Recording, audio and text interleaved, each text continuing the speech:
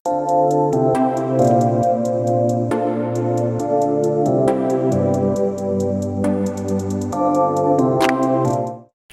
Friends, ഇന്ന് നമ്മളുടെ കൂടെ ഉള്ളത് അമലാണ്. സോ അമലിനെ എൻ്റെ ഒരു ബിറ്റ്സോമിലുള്ള അവിടുത്തെ ഒരു അക്കാഡമിക് അസോസിയേറ്റ് എൻ്റെ ഒരു കൊളീഗ് ഉണ്ട്. പണ്ട് ഇന്തോൾ തന്നെ അക്കാഡമിക് അസോസിയേറ്റ് ആയ ഒരു കൊളീഗ് ഉണ്ട്. സോ പുള്ളിക്കാരൻ കണക്ട് ചെയ്ത് തന്നെയാണ്. അപ്പോൾ എനിക്ക് ബാക്കി ഏത് കോളേജിൻ്റെ വീഡിയോ ചെയ്തില്ലെങ്കിലും ബിറ്റ്സോമിൻ്റെ വീഡിയോ എന്തായാലും ചെയ്യണം എന്നൊരു ആഗ്രഹം ഉണ്ടായിരുന്നു. വൈ? ബിക്കോസ് വെരി റീസെന്റ്, അതായത് എനിക്ക് തോന്നുന്നു ഞാൻ MBA ചെയ്യാൻ ജോയിൻ ചെയ്യുന്നത് 2020 ആ സമയത്ത് എപ്പോഴും ആണ് ബിറ്റ്സോം സ്റ്റാർട്ട് ചെയ്ത് ഫസ്റ്റ് ബാച്ച് തന്നെ എടുക്കുന്നത്. എന്നിട്ട് ഈ ഒരു ചുരുങ്ങിയ കാലയളവിൽ ടോപ്പ് 6 അല്ലെങ്കിൽ 7 IIMസിന്റെ ലെവൽ ഓഫ് പ്ലേസ്മെന്റ്സും പ്രൊഫൈൽസും കമ്പനീസും ക്യാമ്പസിൽ വിസിറ്റ് ചെയ്യുന്നുണ്ട്. ഈവൻ എനിക്ക് അറിയാൻ സാധിച്ചത് ഇപ്പോൾ കുറച്ച് മാർക്കറ്റൊക്കെ ഡൗൺ ആയിട്ടിരിക്കുന്ന ഒരു സിറ്റുവേഷനിൽ പൊതുവെ സ്കൂൾസിലെല്ലാം കുറച്ചൊരു പ്ലേസ്മെന്റ് ഒക്കെ ചെറിയ സ്ട്രഗിൾസ് ഒക്കെ ഉള്ള ഒരു സിറ്റുവേഷനിലും ബിറ്റ്സോം വളരെ നന്നായിട്ട് തന്നെ അവിടുത്തെ സ്റ്റുഡൻസിനെ പ്ലേസ്ഡ് ആക്കുന്നുണ്ട് എന്നുള്ളതാണ് എനിക്ക് അറിയാൻ സാധിച്ചത്. സോ എന്താണ് ഈ ബിറ്റ്സോം എന്നുള്ളതും അതിനെക്കുറിച്ച് കൂടുതൽ ഡീറ്റെയിൽസും എന്തായാലും അമലിൻ്റെ അടുത്ത് നമുക്ക് ചോദിച്ച് കുറേ ഇൻസൈറ്റ്സ് അറിയാനുണ്ട്. ആദ്യമായിട്ട് എനിക്ക് ചോദിക്കാനുള്ളത്, എന്തുകൊണ്ട് അമൽ ബിറ്റ്സോം ചൂസ് ചെയ്തു എന്നുള്ളതാണ് of all the B school. കാരണം കുറെ ഒരു ചെറിയൊരു എലമെന്റ് ഓഫ് ഗാമ്പിൾ അതിനകത്ത് ചിലപ്പോൾ തോന്നിയിട്ടുണ്ടാവാം. ഒരു പുതിയ ബി സ്കൂളാണ്, ഒരുപാട് അലൂമിനീസും കാര്യങ്ങളും നെറ്റ്വർക്കും ഒന്നും ഇൻഡസ്ട്രിയിലായി വന്നിട്ടുണ്ടാവില്ല. സോ വൈ ബിറ്റ്സോം എന്നുള്ളതാണ് എൻ്റെ ഒരു ഫസ്റ്റ് ക്വസ്റ്റ്യൻ അമലിൻ്റെ അടുത്ത് ചോദിക്കാനുള്ളത്. ബിറ്റ്സോം ചോയ്സിന് കുറെ റീസൺ ഉണ്ട്. അതിൽ മെയിൻ റീസൺ എന്ന് പറഞ്ഞാൽ ഞാൻ എന്റെ അണ്ടർഗ്രാഡ് കഴിഞ്ഞിട്ട് ഞാനൊരു ചെറിയ കൊമേഴ്സ് ബിസിനസ് ഒക്കെ സ്റ്റാർട്ട് ചെയ്തിട്ടുണ്ടായിരുന്നു. ഓക്കെ. ആ സമയത്ത് എനിക്ക് സ്റ്റാർട്ടപ്പ് ഫീൽഡ് ഒക്കെ ഭയങ്കര ഇഷ്ടപ്പെട്ടു. അപ്പൊ ബിറ്റ്സോം ഞാനൊരു സ്റ്റാർട്ടപ്പ് ആയിട്ട് തന്നെ കണ്ടത്.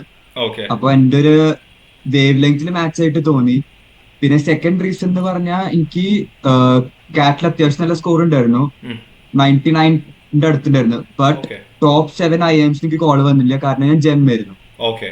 പിന്നെ ഞാൻ ബാക്കി IIMs വെച്ച് കമ്പയർ ചെയ്തപ്പോൾ ബിറ്റ്സോമിന്റെ ഫാക്കൽറ്റി എനിക്ക് ഭയങ്കര ഇഷ്ടപ്പെട്ടു. Top university all over the globe, button, NYU, അങ്ങനെ ടോപ്പ് യൂണിവേഴ്സിറ്റികളുടെ ഫാക്കൽറ്റിയാണ് വരുന്നത്. അപ്പൊ എനിക്ക് ആ ടൈപ്പ് പ്രൊഫസേഴ്സ് എങ്ങനെയാണ് പഠിപ്പിക്കുക, അവരുടെ ചിന്ത എങ്ങനെയാണെന്നൊക്കെ പഠിക്കണം എന്ന് ആഗ്രഹം ഉണ്ടായിരുന്നു.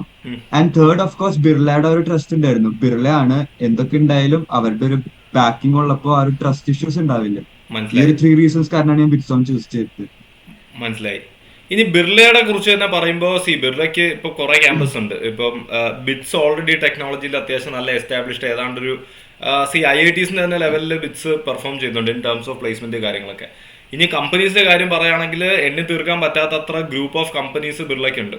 ആദ്യ ബിർള ഫാഷൻ റീറ്റെയിൽ ഉണ്ട്. ഇപ്പൊ അവർക്ക് എന്തോ പെയിന്റ്സ് മറ്റത് അങ്ങനെയുള്ള ഒരുപാട് കാര്യങ്ങൾ അവരുടെ ഇൻഡസ്ട്രീസ് ഉണ്ട്.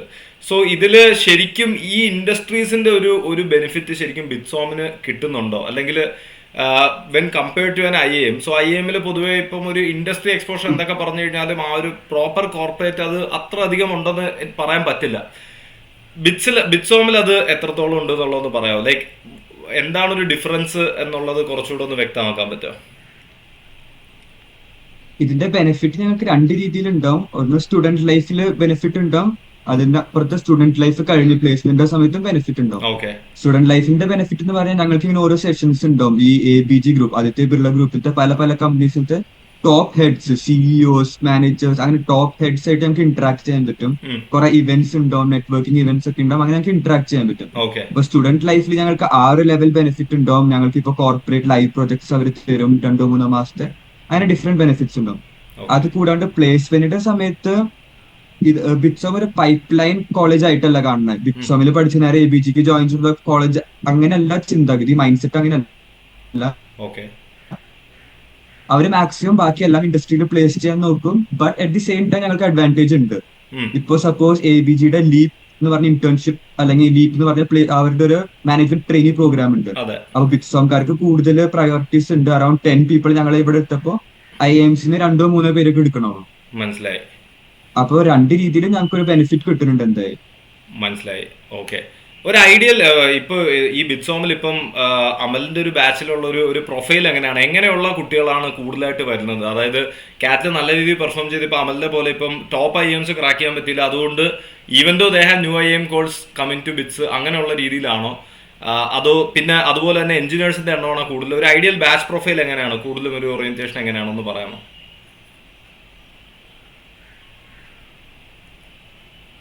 എനിക്ക് സത്യം പറഞ്ഞാൽ ഏറ്റവും ഇഷ്ടം ബിറ്റ്സോമിന്റെ സെലക്ഷൻ പ്രൊസീജിയർ ആയിരുന്നു. ഞാനിപ്പോൾ ടോപ്പ് IIMs ഇന്റർവ്യൂസ് ചെയ്തിട്ടില്ല, ബാക്കി ഉള്ള IIMs ഇന്റർവ്യൂസ് ചെയ്തിട്ടുണ്ട്.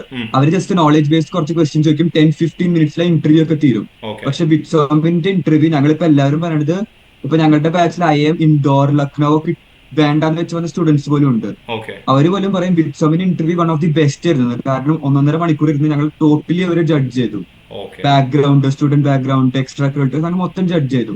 അപ്പൊ അത് കാരണം ഞങ്ങളുടെ ഇപ്പൊ കാറ്റ് മീഡിയം എന്ന് പറഞ്ഞാൽ 94 ആണ്. അപ്പൊ അതിലേക്കാളും കുറവ് സ്റ്റുഡൻസ് ഉണ്ട്, അത് കഴിഞ്ഞിട്ടുള്ള സ്റ്റുഡൻസും കൂടി ഉണ്ട്. But at the same time ഇപ്പൊ സപ്പോസ് കാറ്റ് 85-80 ഒക്കെ സ്റ്റുഡൻസും ഉണ്ട്. ബട്ട് അവർക്ക് എക്സ്ട്രാ കരിക്കുലേഴ്സ് നന്നായി കൊടുത്തിട്ടുണ്ട്. ഇന്റർനാഷണൽ സ്വിമ്മേഴ്സ് ഉണ്ട്, അഡ്വർടൈസിംഗ് ഫീൽഡിൽ നല്ല പേരുണ്ടാക്കിയ ആൾക്കാരുണ്ട്, ഫിലിം മേക്കേഴ്സ്, അങ്ങനെ പല പല ഡൈവേഴ്സ് ബാക്ക്ഗ്രൗണ്ട്സ് ഉണ്ട്. CA, ലോയേഴ്സ്, ഡോക്ടേഴ്സ്, അങ്ങനെ പല ബാക്ക്ഗ്രൗണ്ട് ഉണ്ട്. അപ്പൊ സ്കോർ മാത്രമല്ല നോക്കുക, ഒരു ഹോളിസ്റ്റിക് ബാക്ക്ഗ്രൗണ്ട് ആണ് ബിറ്റ്സോം ട്രൈ ചെയ്യണമെന്ന് നോക്കുന്നത്. ഒരു നോർമൽ പ്രൊഫൈൽ ഉള്ള ഒരാളെ സംബന്ധിച്ചിടത്തോളം സേ ഒരു ഫ്രഷർ, ബിടെക് ഫ്രഷർ വിത്ത് സേ ഒരു 997 പ്രൊഫൈൽ അല്ലെങ്കിൽ 888 പ്രൊഫൈൽ ഉള്ള ഒരാളെ സംബന്ധിച്ചിടത്തോളം എത്ര പെർസെൻറ്റേജ് ഉണ്ടെങ്കിൽ ബിറ്റ്സോം കൺസിഡർ ചെയ്യാം? ഒരു അപ്രോക്സിമേറ്റ് എന്തെങ്കിലും ഒരു ഐഡിയ ഉണ്ടോ? അതുപോലെ ഈ സ്റ്റെല്ലാർ പ്രൊഫൈൽ ഉള്ള ഒരാളെ സംബന്ധിച്ചിടത്തോളം മിനിമം എത്ര പെർസെൻറ്റേജ് ബിറ്റ്സോമിൽ കയറാം? ഇനി എന്താണ് സ്റ്റെല്ലാർ പ്രൊഫൈൽ, എന്തൊക്കെ ആ ഒരു പ്രൊഫൈലായിട്ട് നമുക്ക് കൺസിഡർ ചെയ്യാം? ഇത് മൂന്നൊന്ന് ക്ലാരിഫൈ ചെയ്യാമോ? ഫസ്റ്റ് ഞാൻ നോർമൽ പ്രൊഫൈൽ പറയും. സപ്പോസ് 888 ഉണ്ടെങ്കിലും കാറ്റില് അങ്ങനത്തെ ഒരു പ്രൊഫൈലിൽ 95 അബവ് എന്തായാലും വേണ്ടി വരും. കാരണം 888 ഗുഡ് പ്രൊഫൈലാണ്, ബട്ട് പ്ലേസ്മെന്റ് ടൈമിൽ അല്ലെങ്കിൽ ഇന്റേൺഷിപ്പ് ടൈമിൽ കമ്പനീസ് അത് നോക്കും. ആ 888 പ്രൊഫൈൽ ഉള്ള ആൾക്ക് എക്സ്ട്രാ കരിക്കുലേഴ്സ് എന്തെങ്കിലും ഉണ്ടെങ്കിൽ, അല്ല ഓൺടർപ്രനർ സെറ്റപ്പ്, മ്യൂസിക്, ഡാൻസ്, അങ്ങനെ എന്തെങ്കിലും ഉണ്ടെങ്കിലും അറ്റ്ലീസ്റ്റ് 90 വേണ്ടി വരും കാറ്റില് ഇപ്പൊ ബിറ്റ്സോമിൽ കിട്ടാനായിട്ട്. കാരണം ഞാൻ പറഞ്ഞ സ്ഥിതിയിൽ ഇപ്പൊ ഞങ്ങളുടെ 3rd ബാച്ച് വന്നു കഴിഞ്ഞു, 4th ബാച്ചിന്റെ അഡ്മിഷൻ സ്റ്റാർട്ടായി. അപ്പൊ അത്യാവശ്യം കുറെ അഡ്മിഷൻ അപ്ലിക്കൻസ് വരുന്നുണ്ട്. ഞങ്ങളുടെ സമയത്തൊക്കെ പിന്നെയും ഓക്കെ ആയിരുന്നു, 888 കുറച്ച് എക്സ്ട്രാ കരിക്കുലേഴ്സ് മതിയായിരുന്നു. ബട്ട് ഇപ്പൊ സ്റ്റേക്സ് കൂടിക്കൊണ്ടിരിക്കുകയാണ്, ഹൈ ലെവൽ ആയിക്കൊണ്ടിരിക്കുകയാണ്.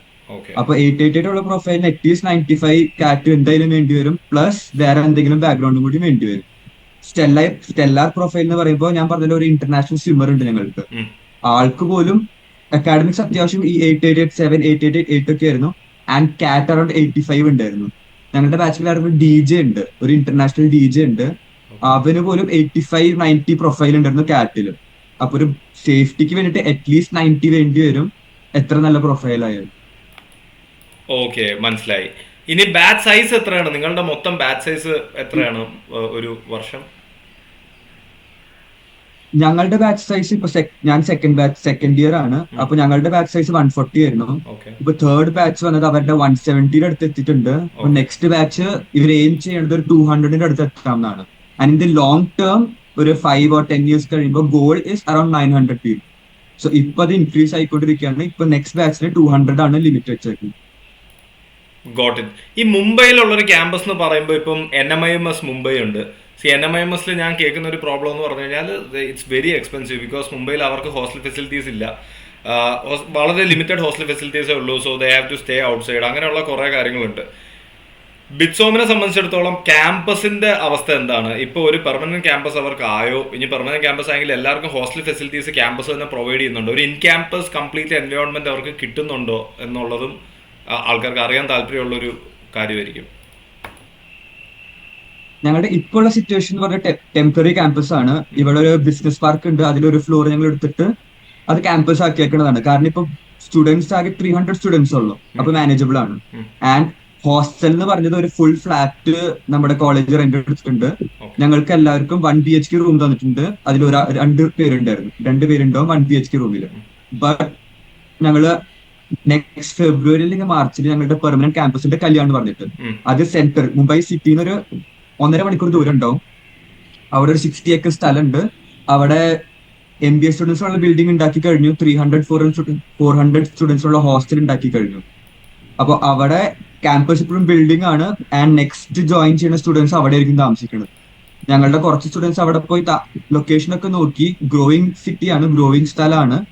ബട്ട് എല്ലാ ഫെസിലിറ്റീസ് അവർ പ്രൊവൈഡ് ചെയ്യുന്നുണ്ട്. പുതിയ കല്യാൺ എന്ന് പറയും, മുംബൈ കല്യാണിലാണ്. ഓക്കെ, അപ്പം ഓക്കെ.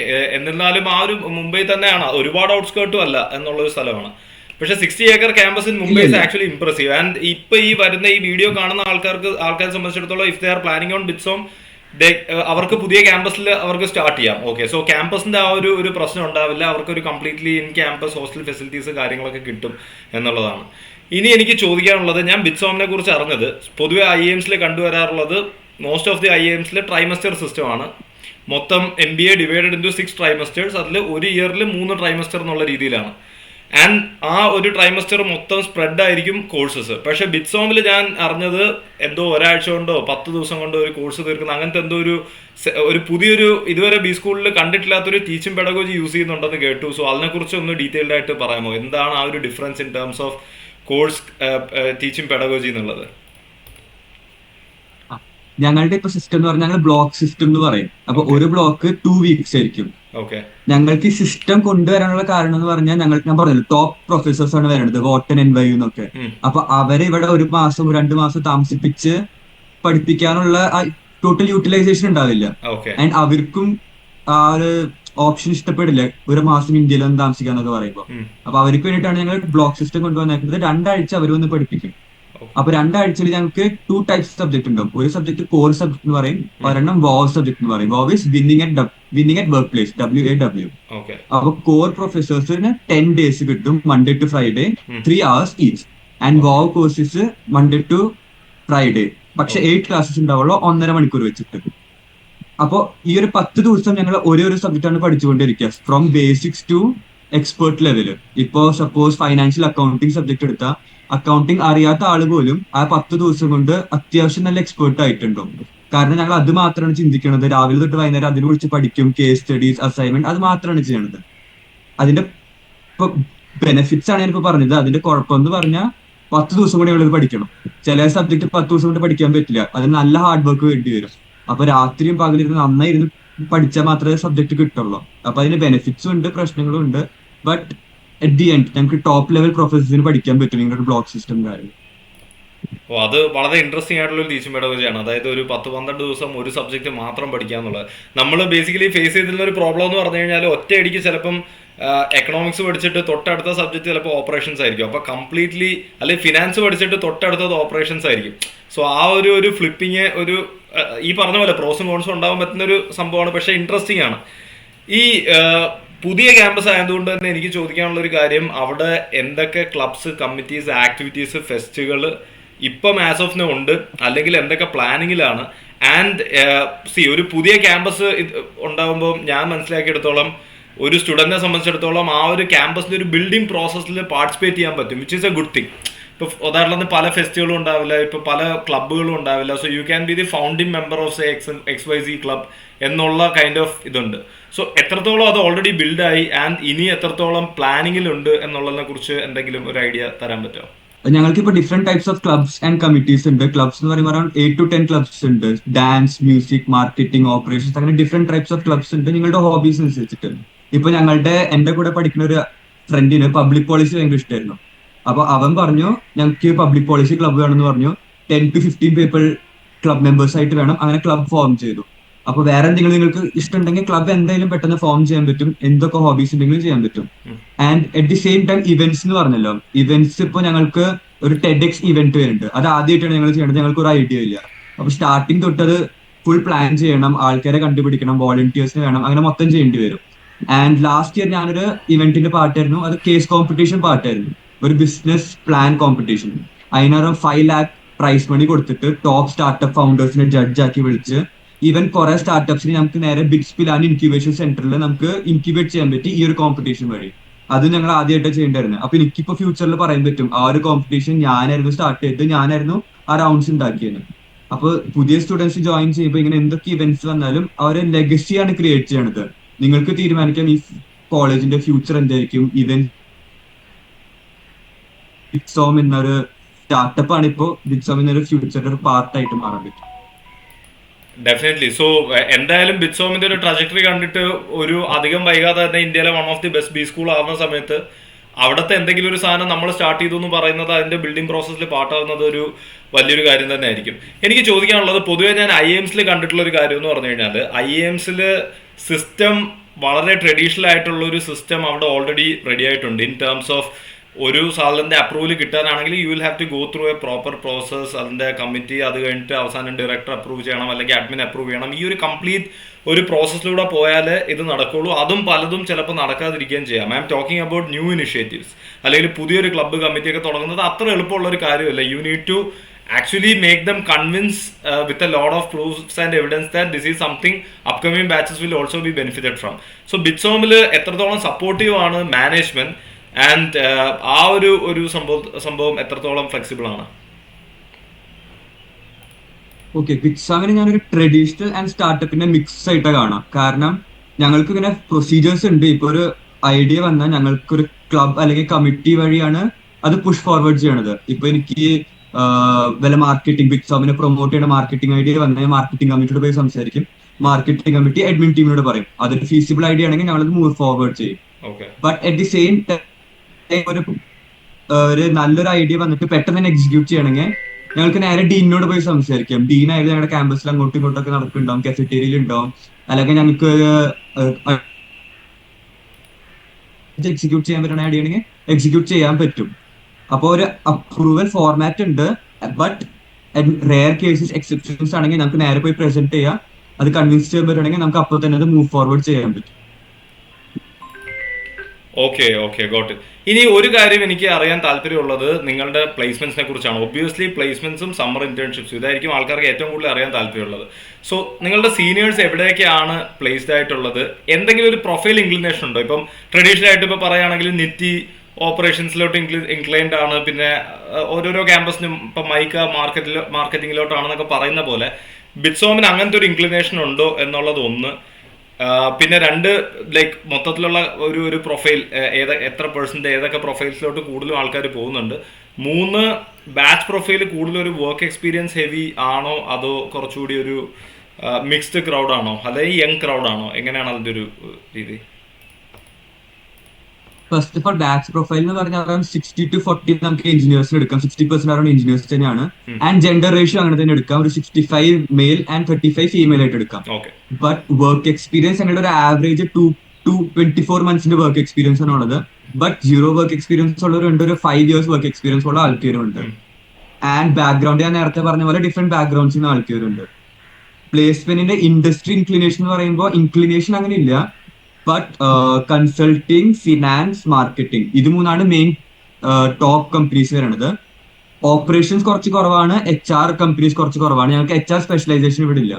തൽക്കാലം ഇപ്പൊ HR സ്പെഷ്യലൈസേഷൻ ഇല്ല. ബട്ട് HR കമ്പനീസിൽ പ്ലേസ്ഡ് ആയ ആൾക്കാരും ഉണ്ട്. അവർക്ക് HR തന്നെ വേണമെന്ന് പറഞ്ഞിട്ട് HR കമ്പനീസിൽ പ്ലേസ് ആവാൻ പറ്റും. ആൻഡ് ടോപ്പ് 3 ഇതാണ്: കൺസൾട്ടിങ്, ഫിനാൻസ്, മാർക്കറ്റിംഗ്.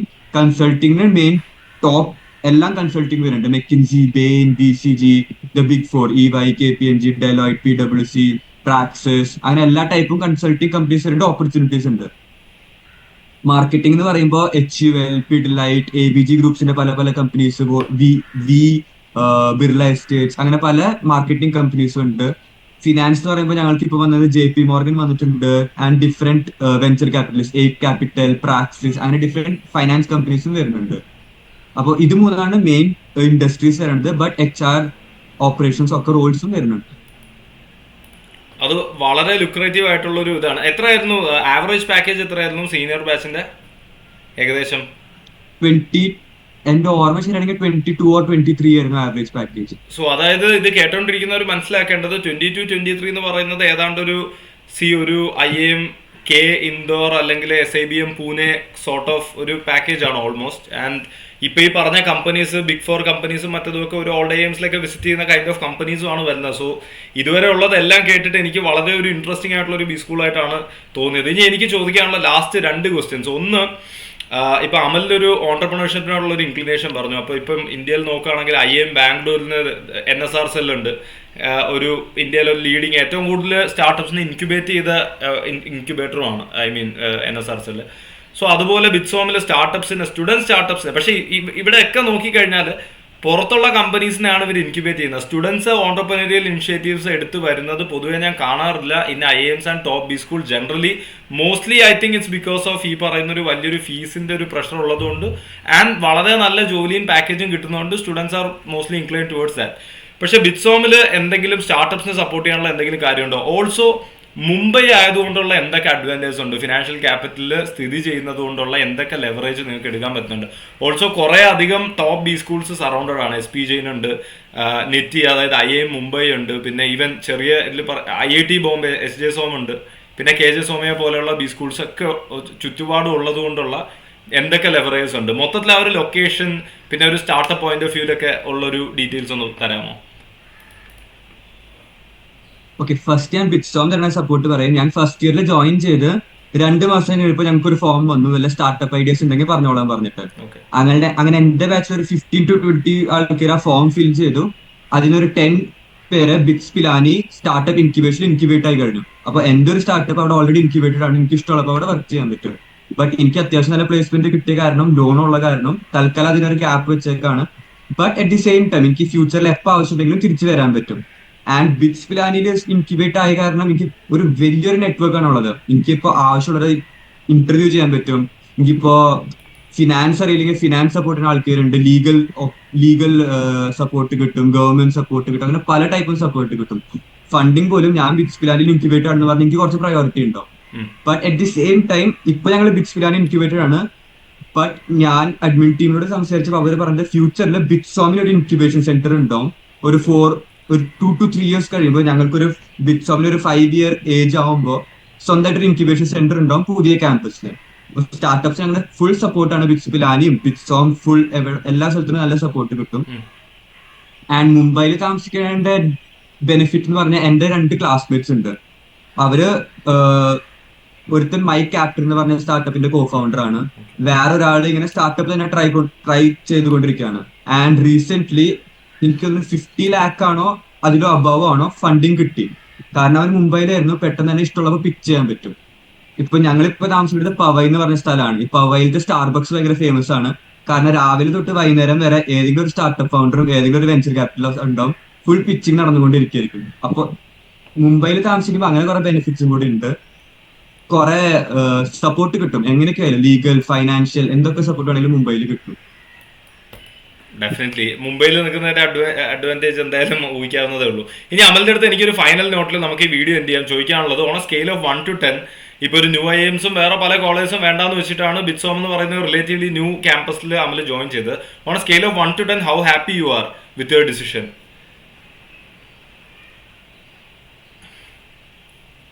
9 കൊടുക്കാം. അങ്ങനെയാണെങ്കിൽ ആ മിസ് ചെയ്ത 1 എന്തൊക്കെ ഫാക്ടേഴ്സ് കൊണ്ടാണെന്നുള്ളത് കൂടി ഒന്ന് പറഞ്ഞു കഴിഞ്ഞാൽ നമുക്ക് ക്ലോസ് ചെയ്യാം. 1 മിസ് ചെയ്ത ഒരു ഫാക്ടറുള്ള കാരണം ഞാൻ ടെമ്പററി ക്യാമ്പസിലാണ്. ആ ഒരു ക്യാമ്പസ് വൈബ് എനിക്ക് കിട്ടിയില്ല. അതുകൊണ്ട് മാത്രമാണ് ഞാൻ 1 കൊടുക്കേണ്ടിരുന്നത്. അത്യാവശ്യം നല്ല പ്ലേസ്മെന്റ് കിട്ടി, അത്യാവശ്യം നല്ല പ്രൊഫസർ പഠിക്കാൻ പറ്റി, നല്ല നെറ്റ്വർക്കിംഗ് ഓപ്പർച്യൂണിറ്റീസ് കിട്ടി. അപ്പൊ അത് കാരണം 9 കൊടുത്തു. പക്ഷെ ക്യാമ്പസ് എക്സ്പീരിയൻസ് എനിക്ക് കിട്ടിയില്ല. അത് കാരണമാണ് 1 വേണ്ടെന്ന് വെച്ചത്. Okay Amal, thank you so much for ഇത്ര ഡീറ്റെയിൽഡ് ആയിട്ട് അതിന്റെ ഒരു ഇൻസൈഡർ ഇൻഫോ തന്നോണ്ട്. കാരണം ഈവൻ ഞാൻ പേഴ്സണലി കുറെ ട്രൈ ചെയ്തു. ഐ മീൻ ഇന്റർനെറ്റിലൊക്കെ തന്നെ സെർച്ച് ചെയ്ത് റിസർച്ച് ചെയ്യാൻ. പക്ഷെ എനിക്ക് അധികം ഒരു പല്ലി കൂടുതൽ ഒരു അവിടെ പഠിക്കുന്ന ഒരു സ്റ്റുഡന്റ് തരുന്നത്ര ഇൻഫർമേഷൻ ഇത്ര ഡീറ്റെയിൽഡ് ആയിട്ട് എന്തായാലും നമുക്ക് കിട്ടാൻ പറ്റില്ലല്ലോ. പിന്നെ ഓൾസോ ഇപ്പൊ ഇത്ര പെയ്ഡ് പ്രൊമോഷനും കാര്യങ്ങളൊക്കെ നടക്കുന്ന ഒരു ടൈമിൽ നമുക്ക് ഇന്റർനെറ്റിൽ കാണുന്ന സാധനങ്ങൾ കംപ്ലീറ്റ്ലി കൺസ്യൂം ചെയ്യാനും പറ്റില്ല. കാരണം എല്ലാ സാധനങ്ങളിലും ഇപ്പൊ കോറയിലൊക്കെ നോക്കിയാലും വി നോ ദാറ്റ് എല്ലാ കോളേജിനും ഒരു PR ടീം ഉണ്ട്. സോ അവരായിരിക്കും ആദ്യം പോയി കമന്റ് റിപ്ലൈ ചെയ്യുന്നത്. So we can rely on that. So ഇത്ര റിലയബിൾ ആയിട്ടുള്ള ഒരു ഇൻഫർമേഷൻ തന്നതിന് anyway thank you for sparing your time. അമലുമായിട്ട് ഞാൻ കഴിഞ്ഞ ഒരു 1 week മുന്നേ ഞാൻ പറഞ്ഞു വെച്ചതാണ് നമുക്ക് എന്തായാലും ഇത് ചെയ്യണമെന്നുള്ള. Anyway thank you for sparing your time Amal. And for the audience anyway പറയൂ. വിളിച്ചതിന് താങ്ക് യു. ബിറ്റ്സോമിനെ കുറിച്ച് അധികം പേർക്കൊന്നും അറിയില്ല. എനിക്കിഷ്ടമാണ് എന്റെ കോളേജിനെ കുറിച്ച് പറയാനും ആൾക്കാരെ അറിയിക്കാനൊക്കെ. എന്തായാലും അപ്പൊ വിളിച്ചതിന് thank you. Definitely. So for the audience, I'll be coming up soon with more interesting videos, college reviews, etc. So stay tuned and subscribe to the channel. And Amal, thank you so much for the evening. Bye bye.